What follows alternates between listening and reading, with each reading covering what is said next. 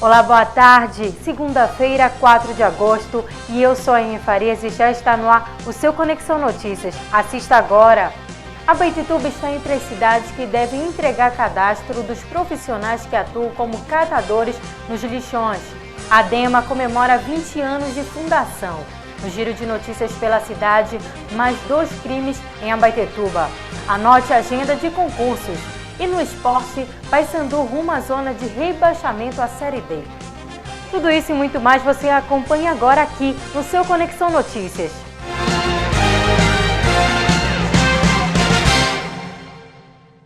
O governo federal decidiu não dar mais prazo às prefeituras que não cumpriram a lei federal 12.305/2010, que prevê o fim dos lixões a partir de 2 de agosto de 2014.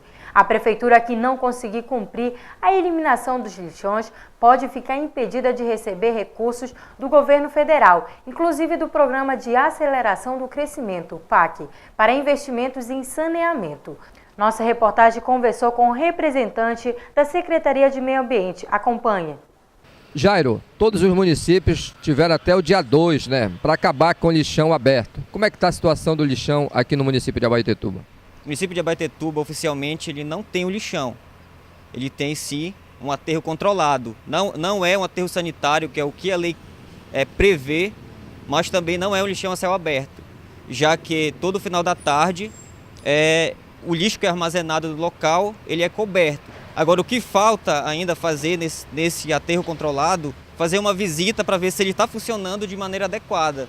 Em relação à criação do lixão, eu acredito que ainda isso vai demorar um certo período, porque o município hoje não tem condições financeiras de fazer um lixão que é muito caro, custa mais de 5 milhões de reais para o porte do município. Hoje, nós estamos criando, está em andamento, quase em fase de finalização, o plano de resíduo sólido do município. Nesse plano, a gente vai prever, de fato, quanto é que o município vai gastar para a criação desse aterro sanitário. E onde está sendo jogado o lixo hospitalar? Hoje, em Abaetetuba, o lixo hospitalar são 2 empresas que prestam serviço, a Belém Ambiental e a EMC Leão. Esse lixo, ele é cobrado uma taxa de acordo com a quantidade que é coletada, todos os geradores de lixo hospitalar do município, e ele é incinerado no incinerador lá do Moju, que também precisa ser feita uma inspeção lá para ver se está sendo incinerado de maneira adequada. Lembrando que também esse resíduo hospitalar ele é incluído dentro do plano de resíduo sólido, e hoje o que está acontecendo? Os hospitais, nem o hospital de Abaetetuba, que eu visitei, não tem um plano de gerenciamento desse tipo de resíduo. Mas também eles não estão fazendo, até agora, pelo que eu constatei, nenhum absurdo. Eu não vi lixo hospitalar a céu aberto. Se estão fazendo algum caso isolado que, de fato, não chegou ainda a ser, vamos dizer, desmitificado. A gente não viu nada a esse respeito. O fato é que esse lixo está sendo jogado lá, está sendo levado lá para o município de Moju para ser incinerado. Abaetetuba está entre as 8 cidades que devem apresentar no prazo de 10 dias, contados a partir do dia 31 de julho, o cadastro dos profissionais que atuam como catadores em lixões. A determinação é do juiz federal José Márcio da Silveira e Silva. O juiz quer saber também quais as ações de inclusão social e econômica são desenvolvidas pelos catadores. A decisão foi uma resposta a uma ação cautelar movida pelas defensorias públicas do Pará e da União, que pediam o fim das atividades nos lixões até o dia 2 de agosto. Acompanhe agora o que diz a Secretaria de Meio Ambiente sobre o assunto. O juiz já deu aí a sentença, 10 dias para que sejam cadastrados todos os catadores de lixo. Como é que está Abaetetuba? São 8 municípios e Abaetetuba está incluída entre os 8 municípios do Pará. Em relação ao cadastro, vou conversar ainda melhor, porque esse é um fato novo para a gente ainda. O que eu quero dizer é o seguinte, que hoje o município ele tem uma usina de triagem de lixo, eu não considero ali como sendo uma usina que está em condições perfeitas, mas ela está sendo reformada. Como existe esse prazo, o que a gente vai fazer? A gente vai fazer uma reunião interna para ver como é que a gente vai estar cadastrando ainda essa semana esses catadores, já que a usina está sendo reformada e eu acredito que daqui para o mês de outubro ela já está já esteja em condições de funcionamento. Esses catadores vão ser cadastrados aqui na secretaria e vão ser encaminhados para essa usina para trabalhar em condições melhores, exercer o seu trabalho em condições melhores. De que forma vocês pretendem incluir, uma inclusão social desses catadores? Nós vamos fazer o cadastramento desses catadores e dar suporte para eles trabalharem. Quando você tem um suporte, você fez um cadastro, está agindo dentro da legalidade e o regime vai ser criado uma cooperativa lá dentro. Eles vão ter como trabalhar dignamente, vão ter uniforme, dando condições de trabalho para esses catadores. Acompanhe agora a agenda de concursos e escolha o seu.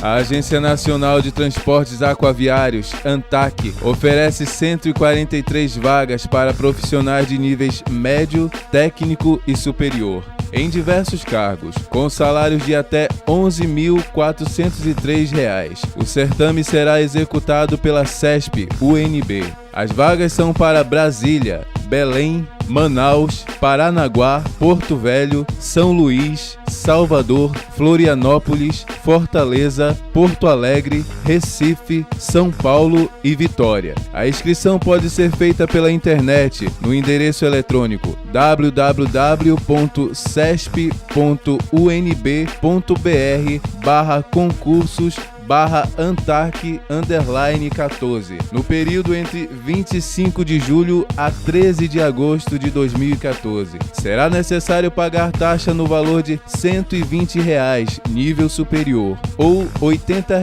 nível médio. A Prefeitura de Tucuruí abriu concurso público para preenchimento de 454 vagas em cargos de todos os níveis de escolaridade, desde o fundamental até o superior.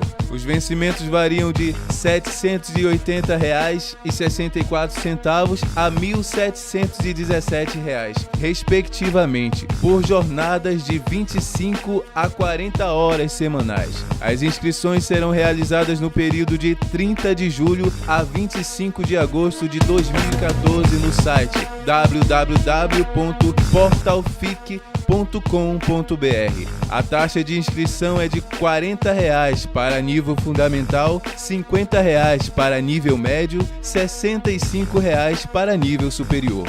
A Universidade Federal do Sul e Sudeste do Pará abre 89 vagas para a carreira técnico-administrativa em educação para atuação na área administrativa. As chances são para os candidatos de nível superior, técnico e médio, com salários de R$ 1.912 a R$ 3.138, acrescido de auxílio alimentação no valor de R$ 373. Os aprovados irão trabalhar nos campos de Marabá, Rondon do Pará, Santana do Araguaia, São Félix do Xingu e Xinguara. As inscrições deverão ser feitas via internet, solicitadas no período de 24 de julho a 21 de agosto de 2014 no endereço eletrônico www.cepes.ufpa.br. A taxa de inscrição custa R$ 85 para os cargos de nível superior e R$ 75 para nível médio. O pagamento da taxa de inscrição deverá ser feito por meio de boleto bancário até o dia 22 de agosto de 2014.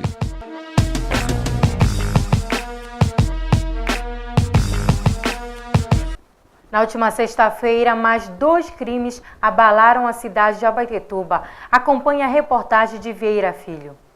Boa tarde, Ayane. Boa tarde, Abaetetuba. Agora no giro de notícias pela cidade, nós vamos começar por uma prisão efetuada lá no bairro de São João.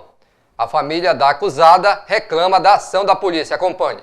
Nós fomos agredidos por volta de umas 8 horas da noite por 2 policiais, acusando que a minha irmã era traficante de drogas, tinha armas, que ela era foragida, enquanto a minha irmã não era foragida, e não é.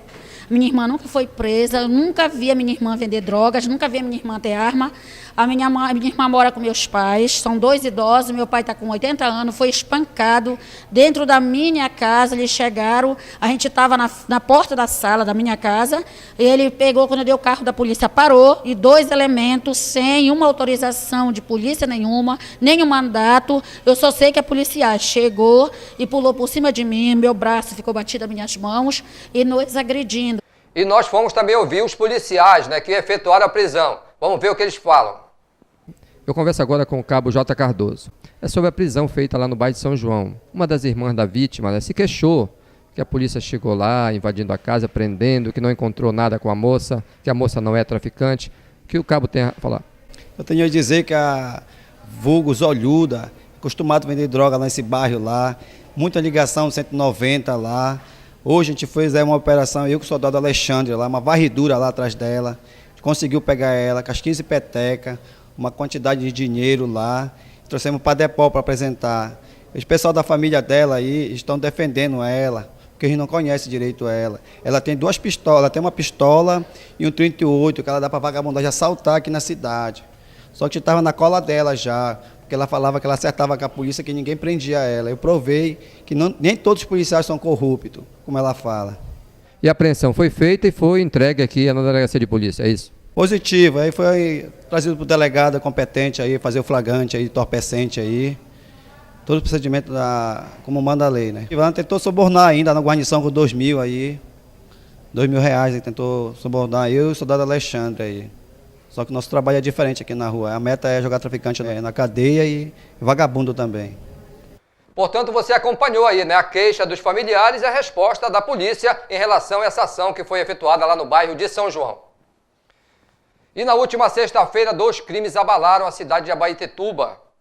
Lá na localidade do Pau da Isca, lá na Colônia Nova, um indivíduo conhecido por Mãozinha, que, segundo informações da própria polícia, praticava muitos assaltos naquelas lombadas lá na Colônia Nova, foi alvejado e assassinado com 8 tiros. Isso mesmo, 8 tiros foram dados no Mãozinha e ele veio a falecer. E nós conversamos com a delegada também a respeito desse assunto. Acompanhe. Doutora, houve um assassinato ontem lá na Colônia, um rapaz conhecido por Mãozinha. Como foi que aconteceu? O Mãozinha, ele estava andando de bicicleta, né, em frente a uma casa do pão ali. E aí ele foi surpreendido por um motoqueiro que atirou nele, né? E ele caiu lá na via. E aí eles ficaram lá, inclusive eu soube da notícia porque eu estava investigando outra situação.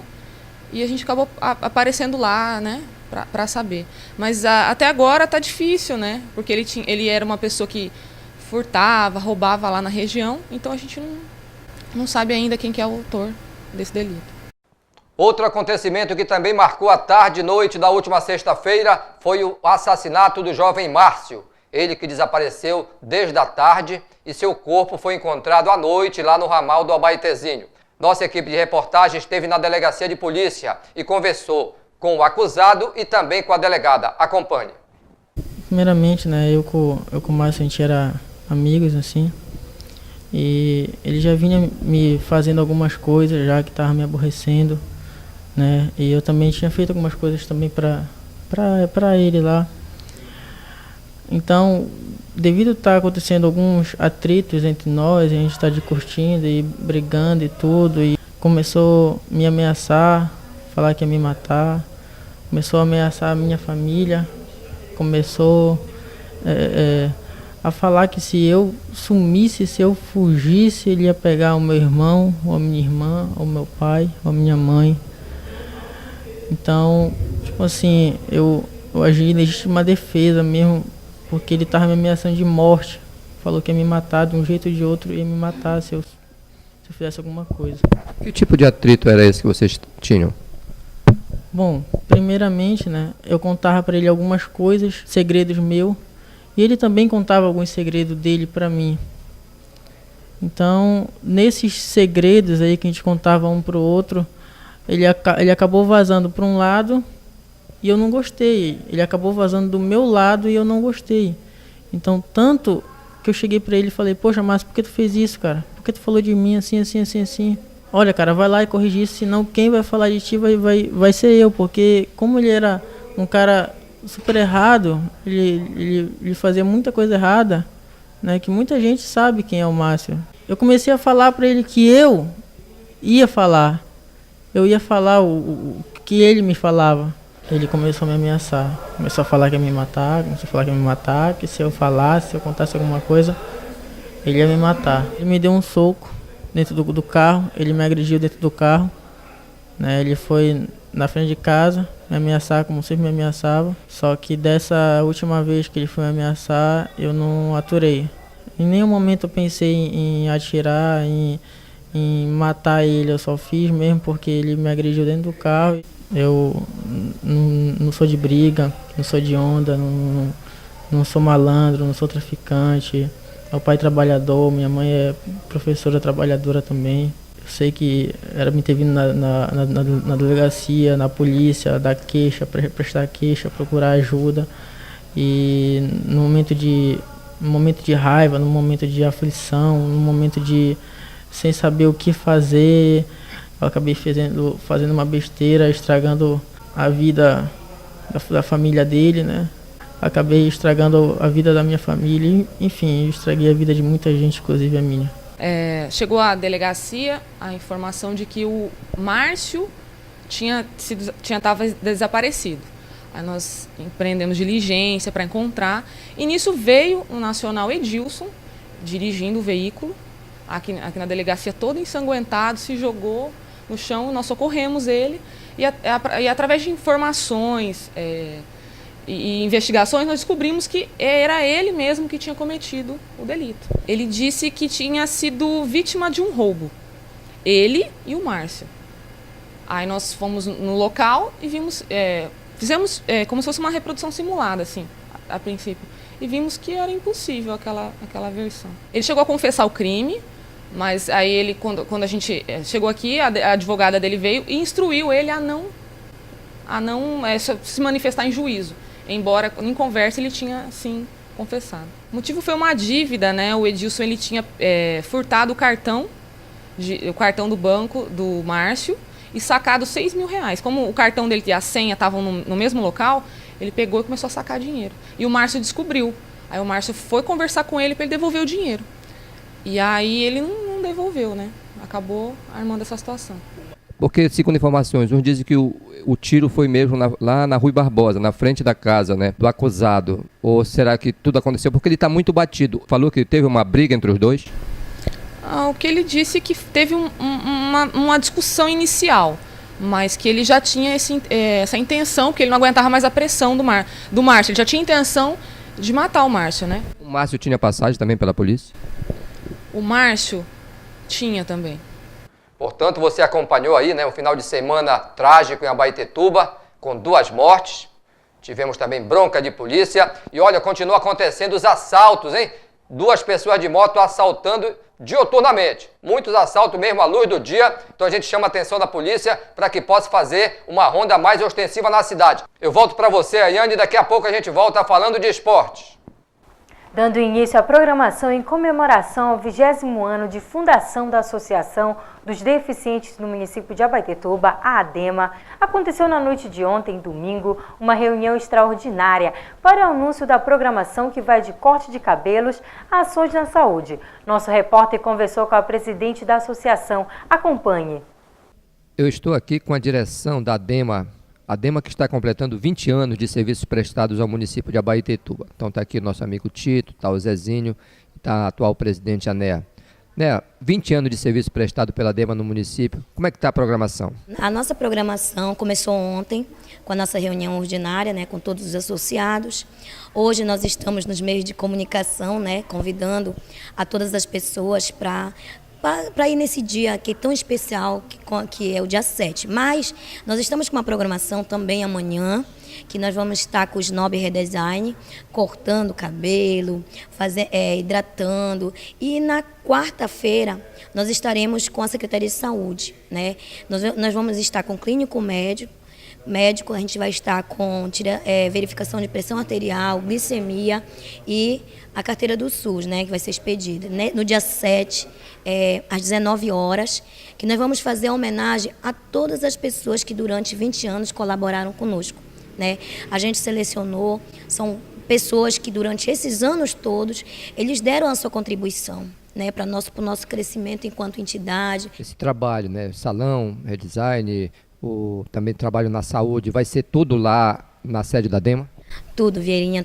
Esses atendimentos todos vão ser na DEMA mesmo, começando às 8 até o meio-dia. É só pela parte da manhã. Qual é a maior dificuldade dos associados da DEMA hoje aqui no município de Abaetetuba? Muitas portas se abriram, outras estão se abrindo, mas a nossa maior dificuldade hoje, Vieirinha, é com a questão da acessibilidade. Nós temos assim uma grande dificuldade em relação ao comércio local, né? E enfim, a acessibilidade como um todo. As calçadas não são adaptadas, nós não temos rampa. Então, assim, a gente tem trabalhado muito, sensibilizado as pessoas, que é importante, que é uma lei federal, que é importante se ter acessibilidade, não só para o deficiente, mas a gente vê para o idoso, para a pessoa, para gestante, enfim, para todos. Olha, a gente do Conexão Notícias, a gente quer parabenizar desde o primeiro presidente, a todos os diretores, né, a diretoria atual, e pode contar sempre com o programa Conexão, e eu tenho certeza que com o povo de Abaetetuba, né? Com certeza, a gente só tem a agradecer a todos os meios de comunicação, através da televisão, né, das rádios, todos são parceiros e todos fizeram e fazem parte dessas conquistas junto conosco. Vocês são parceiros, todos são parceiros e vão estar lá conosco, porque vocês vão ser homenageados também. Agradecer ao povo de Abaetetuba, a comunidade em geral, que abraça e abraçou a causa do deficiente. Muito obrigada. Agora vamos falar de esporte. O Paysandu segue sem vencer na Série C. Já o Remo quebrou o jejum. Há 2 anos sem vencer fora de casa em campeonatos nacionais, ganhou de 2-1 o Interporto de Tocantins. E o Flamengo de volta à lanterna. É isso mesmo, Vieira. Boa tarde.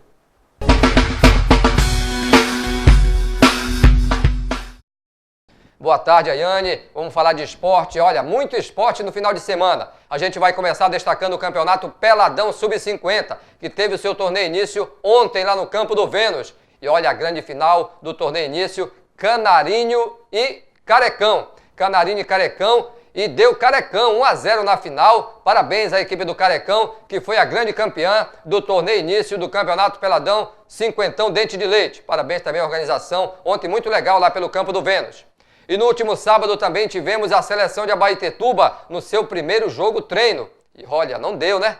Técnico Pneu mexeu no time, mas também foram 2 times que jogaram contra a seleção. Foi o time do Bahia, lá do Rio Acaraqui, e o time do São Paulo, daí do Itacuruçá. Então cada um jogou um tempo e com isso não deu. A seleção de Abaetetuba acabou perdendo por 1-0. Resultado é o que menos importa, está iniciando um trabalho visando o Intermunicipal. Então durante toda a semana tem treinamentos e logo mais acontece reunião na Federação Paraense de Futebol, onde a seleção de Abaetetuba vai conhecer a data do início do campeonato e também os seus adversários no Intermunicipal 2014. E agora vamos falar de Campeonato Brasileiro, Série C e Série D. 2 clubes paraenses na Série C e olha, o Águia mais uma vez decepcionou. Jogando lá na Paraíba, perdeu de 2-0 para o Botafogo da Paraíba e amarga a lanterna da competição. Sério risco de voltar para a Série D no ano de 2015, o Águia lá de Marabá. Outro que disputa a Série C é o Paysandu. E olha, jogando lá em Castanhal ontem contra o Craque lá de Catalão, lá de Goiás, né? Não passou de um 0-0. Resultado que deixou a torcida apreensiva, por quê? O Paysandu ocupa apenas a 8ª colocação, está próximo da zona de rebaixamento, os 2 últimos são rebaixados, então tem que abrir o olho, Copa do Brasil perdeu no meio de semana para o Curitiba, está difícil a situação, e Campeonato Brasileiro da Série C está ficando mais difícil ainda, não consegue vencer fora de casa, e em casa também o resultado não está aparecendo, e com isso o técnico Vica chamando a atenção novamente de todos os atletas, indisciplina total lá pelo Papão, hein? Ricardo Capanema não apareceu para os treinamentos, foi multado em 30%. Então vamos lá, vamos reagir, né, Papão? Vamos reagir, não dá para cair para a Série D no ano que vem. E o Leão? O Leão foi o único clube paraense que deu alegria aos seus torcedores no último final de semana. No sábado, jogando lá no Tocantins contra o Interporto, venceu por 2-1. Depois de fazer 2-0, acabou levando um golzinho no final. Teve 2 gols anulados. O clube do Remo jogar fora a Série D, meu amigo, é complicado. Mas mesmo assim, a vitória veio, resultado que deixa o Leão com 5 pontos. Mas o Motoclube também venceu e o Motoclube é o primeiro colocado pelo saldo de gols. Tem 1 gol a mais do que o clube do Remo. Então o Motoclube em primeiro com 5 pontos, Remo em segundo também com 5 pontos e o River é o terceiro com 4 pontos. Então o Remo agora faz 2 jogos dentro de casa e pode já praticamente assegurar a classificação à próxima fase do Brasileiro da Série D. Agora vamos falar de Campeonato Brasileiro da 2ª Divisão. E o Vasco da Gama, meu Vasco da Gama venceu por 1-0 o Paraná e com isso já começa a se aproximar da zona de classificação para a primeirona, né? Então parabéns a toda a nação do Vasco da Gama, que conseguiu uma vitória legal, 1-0 em cima do Paraná, no último sábado pela Série B. Já pela Série A, hein? Corinthians não conseguiu vencer e ficou agora na terceira colocação. Corinthians não venceu, tivemos o Internacional vencendo o Santos, Internacional é o segundo, o Cruzeiro empatou com o Botafogo, 1-1, e o Cruzeiro continua na liderança, mas o grande vexame da rodada novamente foi o Flamengo. Perdeu para a Chapecoense e olha, acredite, o todo-poderoso Flamengo voltou a assumir, a segurar a lanterna da competição. Então não tá fácil, hein? Não tá fácil pro Mengão, ocupando novamente a lanterna do Campeonato Brasileiro da Série A.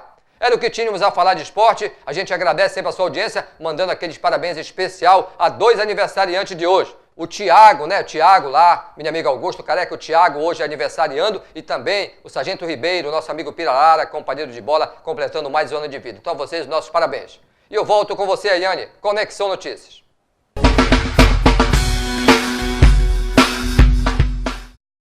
O seu Conexão Notícias fica por aqui e voltará amanhã, logo após o SBT Esporte, às 1h30 da tarde. E eu espero você. Muito obrigado pela sua companhia e boa tarde.